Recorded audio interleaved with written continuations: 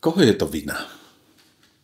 Stratili sme pud seba záchovy, stratili sme súcit, nemáme víziu, len prežívame. Stratili sme radosť, ale získali zatvrdnutosť, cynizmus a ohlúpli sme, aj keď máme viac vysokoškolských vzdelaných ľudí. Stratili sme schopnosť posudzovať náročné umelecké diela, ale dokážeme sa zabávať na prostoduchých, vulgárnych narážkach.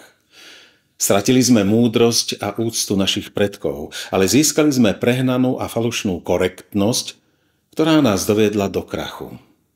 Nemôžem si pomôcť, ale musím spomenúť Orwellov román 1984. Tam mali 4 ministerstvá. Ministerstvo lásky, kde sa mučilo. Ministerstvo mieru, kde hlavnou propagandou bola vojna. Ministerstvo pravdy, kde sa prepisovala história. A ministerstvo hojnosti, kde sa šíril hladomor. A heslo bolo vojna je mier, otroctvo sloboda, nevedomosť je sila.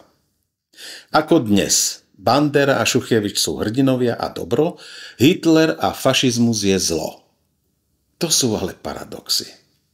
Vláda, ktorá bola zvolená z vôle ľudu, tvrdí, že nemá peniaze, ale na zbrane peniaze má. Odmietli sme zlú ruskú ropu a teraz ju nakupujeme cez prostredníka za 3-krát toľko. Nepodielali sme sa na kolonizačnej politike 17. až 19. storočia, ale platiť by sme zo solidárnosti mali i my, veď sme partneri EÚ. Čo tam potom, že Francúzi vykorisťovali Afriku dodnes a teraz sa divia, že ich zlí Nigeríčania vyhnali?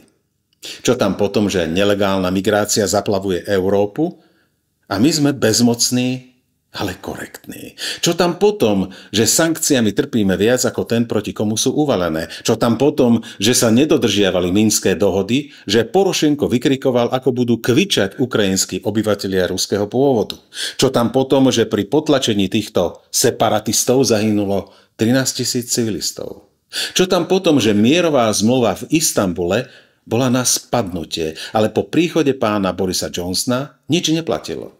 Čo tam potom, že azovskí fašisti upálili cez 50 ľudí v Odese, ale zlí Rusi zaútočili na mieromilovnú Ukrajinu? Čo tam potom, že my, Európania, sme nekorektní, nehájime demokratické princípy jedným metrom, že sme farizejskí a neúprimní? A koho je to vina? Moja.